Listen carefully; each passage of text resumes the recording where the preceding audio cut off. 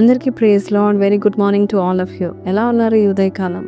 దేవుడు ఒక వ్యక్తిని దీవించాలని తన చెయ్యి లేపితే కనుక ఖచ్చితంగా ఆశీర్వదిస్తాడు. ఏ మనుషుడు ఆపలేరు, ఏ శక్తి ఆపజాలరు.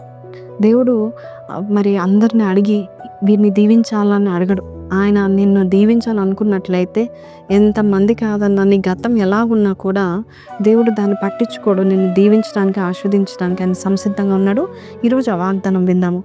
సంఖ్యాకాండం 23:20 ఇదిగో దీవించమని నాకు సెలవాయను, ఆయన దీవించెను, నేను దాన్ని మార్చలేను. ఈరోజు దేవుడు నేను దీవించాలని ఉద్దేశించున్నాడు. ఆయన చెయ్యి నిన్ను ఆస్వాదించడానికి దేవుడు లేపి ఉన్నాడు కాబట్టి ఎవరు మార్చలేరు. నేను ఒకసారి ఒక కథను విన్నాను.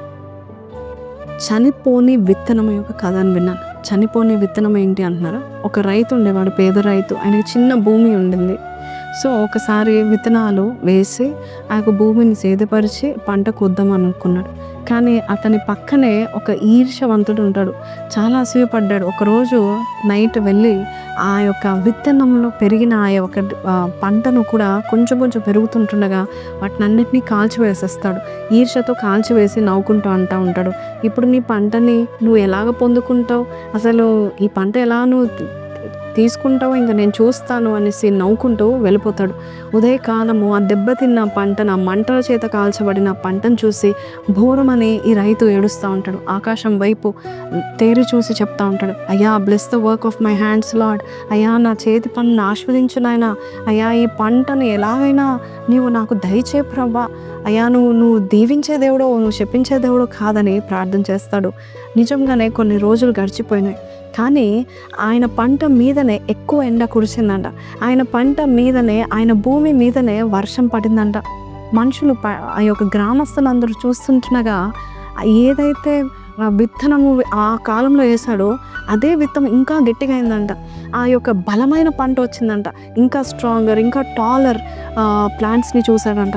అదేంటి, చనిపోయింది అనుకున్నాను కదా, ఆ విత్తనం చనిపోయింది అనుకున్నాను కదా, ఇంకా బలంగా అయింది ఏంటి అని పక్కనున్న ఆయన మరీ దగ్గరికి వచ్చి చూశాడంట.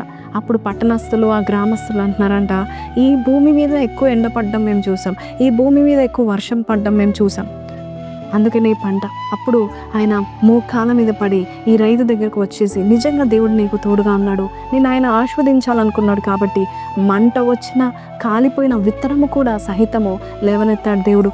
ఈరోజు దేవుడు నీ పక్షంగా ఉన్నాడని పశ్చాత్తాపడ్డాడు. అలాగే నీ జీవితంలో కూడా ఏదైనా మనుషులు ఏదైనా హాని కల్పించినా, నేను శపించినా కూడా ఆ శాపం పనికి రాదు. దేవుని యొక్క బ్లెస్సింగ్ వారి శాపం కంటే మించినది. దేవుని యొక్క ఆశీర్వాదము వారి మాటలు, వారి చేష్టలు నిన్ను తృణీకరించుట, లేక ఈర్ష పడుట, లేక నీ మీద కోపపడుట, దానికంటే ఆయన ఆశీర్వాదం చాలా బలమైనది. దేవుడు ఒక వ్యక్తి మీద ఆశీర్వాదం కుమ్మరిస్తే కనుక ఆ పంట ఖచ్చితంగా వస్తుంది అని దేవుని యొక్క వాక్యం సెలవిస్తుంది. కన్నీరుతో నువ్వు విత్తుతున్నావా, ఆ పంట సంతోషంతో నువ్వు ఎత్తబోచున్నావు. ఈరోజు నీ యొక్క శక్తి బట్టి కాదు, దేవుని దీవెని బట్టి నువ్వు ఆశీర్వాదం పొందుకోబోతున్నావు అని నమ్ముచున్నారా? అయితే చిన్న ప్రార్థన చేస్తాను, కళ్ళు మూసుకుందాం. పరిశుద్ధ మహోన్నతుడవు తండ్రి, అయ్యా ఎవరు ఎంతమంది నాశనం చేయాలనుకున్నా ఆ పంట, ఆ యొక్క విత్తనము అగ్ని చేత కాల్చబడలే. అదే విత్తనం ద్వారా నాయన బలమైన పంటనిచ్చావు, ఇంకా శక్తివంతమైన పంటనిచ్చావు, ఇంకా ఫలించే పంటనిచ్చావు. అలాగే మా జీవితంలో కూడా నాయన ఎవరు ఎంతమంది దూషించినా, ఎంతమంది చెప్పించాలనుకున్నా, అయ్యా నాయన మా గతం ఎలాగున్నా ఈ రోజు నువ్వు మమ్మల్ని దీవించాలని నువ్వు నిశ్చయించావు కాబట్టి అయ్యా మేము ఒక గొప్ప కార్యం చూడబోచున్నాం నమ్ముచు యేసు పరిశుద్ధ నామములో అడిగి వేడుకొంచున్నాము తండ్రి, ఆమెన్. సో ఈ రోజు ఈ వాగ్దానం విన్నాం కదా, haven is for you, God is for you. దేవుడు నేను దీవించడానికి ఆశపడుతూ ఉంటున్నాడు కాబట్టి ఉత్సాహంతో మీ పనులు చేయండి. ఎవరిని పట్టించుకోకండి. ఎవరు ఏం పారు చేస్తున్నా నువ్వు వారితో గొడవపడకు, ప్రార్థన చేయంతే దేవుడు కార్యం చేస్తాడు. ఈరోజు ఈ వాగ్దానం మీతో మాట్లాడినట్లయితే, what God has blessed no man can curse అని పెట్టండి. May God bless you. Have a blessed day. Praise lord.